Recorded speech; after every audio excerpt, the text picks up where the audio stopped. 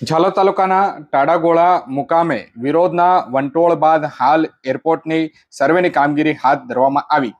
આ તારીખ 16/9/2025 પછી મંગળવારના રોજ બપોરે 3 કલાક સુધીમાં દાહોદ જિલ્લાના ટાડાગોળા ગામે ડોમેસ્ટિક એરપોર્ટ જમીન સર્વેનું ડિમાર્કેશન સર્વે કરવામાં આવ્યું હતું।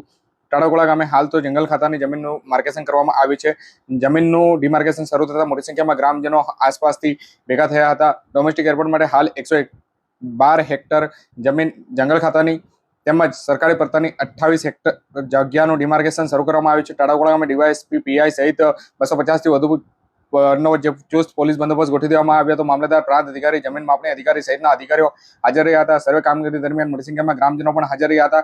પહેલા સર્વે સમયે ગ્રામજનો દ્વારા જે વિરોધ કરવામાં આવ્યો હતો અને હાલ જંગલની જમીન સાથે ખેડૂતોની ખાનગી જમીન પણ એરપોર્ટવાળા લઈ લેશે તેવું ગ્રામજનોમાં હાલ ભયનો માહોલ પણ જોવાયો હતો।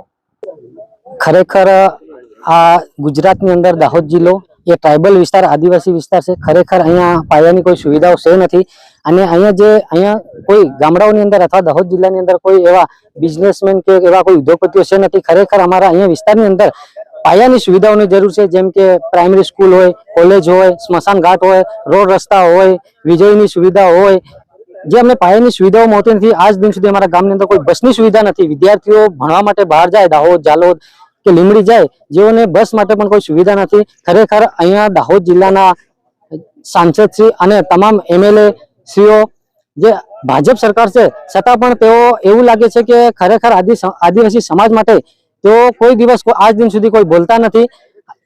અમારા ઝાલોદના ધારાસભ્ય શ્રી મહેશભાઈ ભુરિયા સાહેબ અમારી પડખે આવ્યા હતા, પણ એના સિવાય કોઈ ધારાસભ્ય અમારી પડખે આવ્યા નથી। ખરેખર આપણા દાહોદ જિલ્લાના નેતાઓ ગમે એટલા આદિવાસી સમાજને નુકસાન થાય કે અત્યાચાર થાય છતાં પણ કોઈ બોલવા તૈયાર નથી।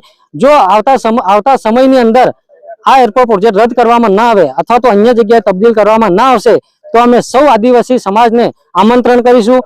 અમે કોઈ પક્ષપાત કરવાના નથી। આમ આદમી પાર્ટી હોય કે કોંગ્રેસ હોય કે ભાજપ હોય, તમામ નેતાઓને અમે મોટું સંમેલન અહીંયા રાખવાના છે અને એનો એરપોર્ટનો સખત વિરોધ નોંધાવવાના છે। ભલે અત્યારે આ બળજબરીપૂર્વક સર્વે કરી રહ્યા છે, એનો અમારો સખત વિરોધ છે।